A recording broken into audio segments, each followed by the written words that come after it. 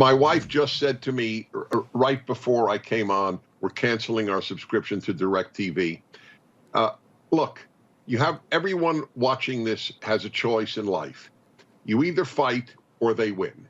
And this is not heroic. You're not storming Normandy Beach. Just cancel your DirecTV subscription and let them know why.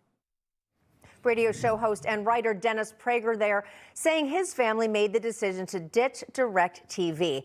This, of course, after the satellite provider dropped Newsmax from its channel lineup. Now, the issue of censorship by big companies has become a major issue on Capitol Hill. On Wednesday, 4 senators sent a letter to the CEOs of DirecTV and its controlling shareholders, AT&T and TPG, voicing their concerns and demanding information about their decision to drop Newsmax. It follows a similar letter sent last week by 42 congressmen. We're going to bring in our all-star panel to discuss. Newsmax columnist and author of Intra-Branding, the Keystone of Corporate Agility, Marc Rudov, Newsmax columnist and GOP strategist John Burnett, and Newsmax contributor Karoline Leavitt. Karoline, I'm going to start with you on this one, and I just want to say welcome to the Newsmax family. I know you're a new contributor with us.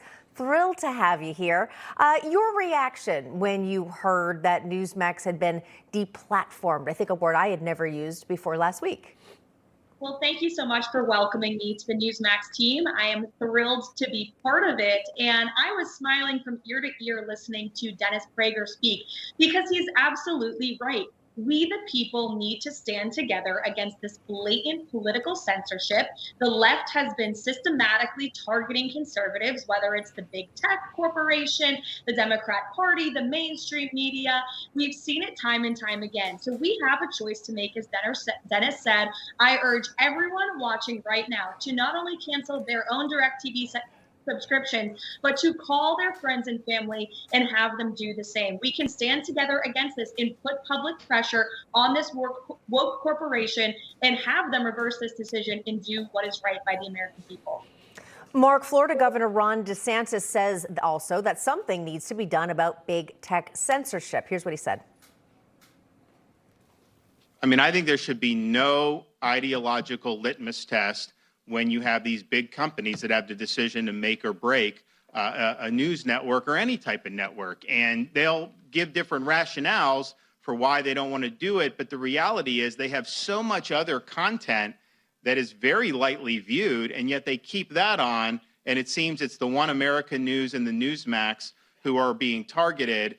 So I think it does warrant an investigation. I mean, I think probably the Congress and the House would probably be best equipped to do it. We have helped all these organizations who've been under pressure since I've been governor, and if there are things we can do. But I really think this is something that the Congress needs to look at, and I think that they need to ensure that there's not intellectual discrimination going on when it comes to what people are able to view.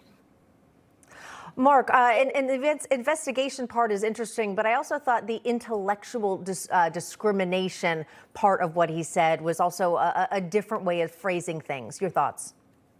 Well, that's true. But first, I want to congratulate Dick Morris, the Milton Berle of news, for stealing my material.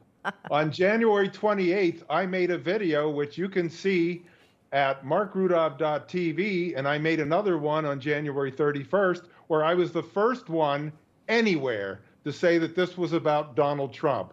So Dick Morris, thank you for watching my videos and stealing my material, Milton Berle. I also said in my video that I believe that DirecTV is in cahoots with the executive branch of this government, just as Twitter was. And the whole purpose is to prevent Trump from winning in 24. If he hadn't announced on November 15th, this wouldn't even be an issue. And it's obviously not a business decision. AT&T owns CNN, which is a crap network. I'm going to call it DirecTV now. And if you don't know what Drek is, Google it. Maybe you'll learn some Yiddish. But DirecTV is not making a business decision. I wrote to John Stankey, the CEO of AT&T, and I said, this is ideological, not logical. This is about bias, not about business. So I don't think that AT&T cares how much money it loses. That's why it keeps CNN on the air. It's about Donald Trump.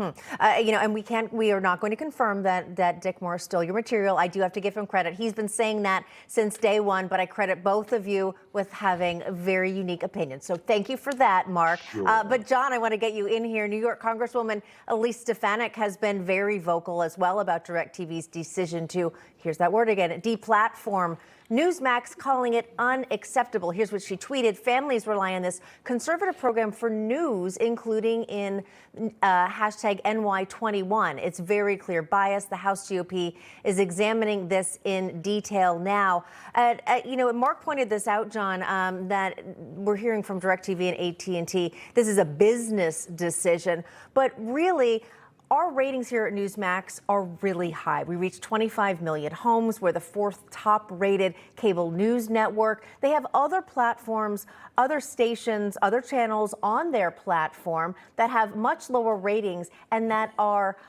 dozens of times, even more than that, more expensive than Newsmax, but they choose to drop Newsmax. It doesn't make good business sense or good business strategy. When you look back to the full year 2022, on 2 occasions, executive management gave forward guidance that wasn't rosy, right? But they managed to end the year beating expectations. However, going forward this year, if we go into an economic, downturn, where will they be? Right? They're getting rid of one of their star performers, exactly, which really doesn't make sense. So I've read a lot of comments on social media with regard to customers, former customers expressing their frustration with the network. But the loudest voice is cancellation. So I agree with these thought leaders and elected officials to take action and do it now. All right, appreciate that.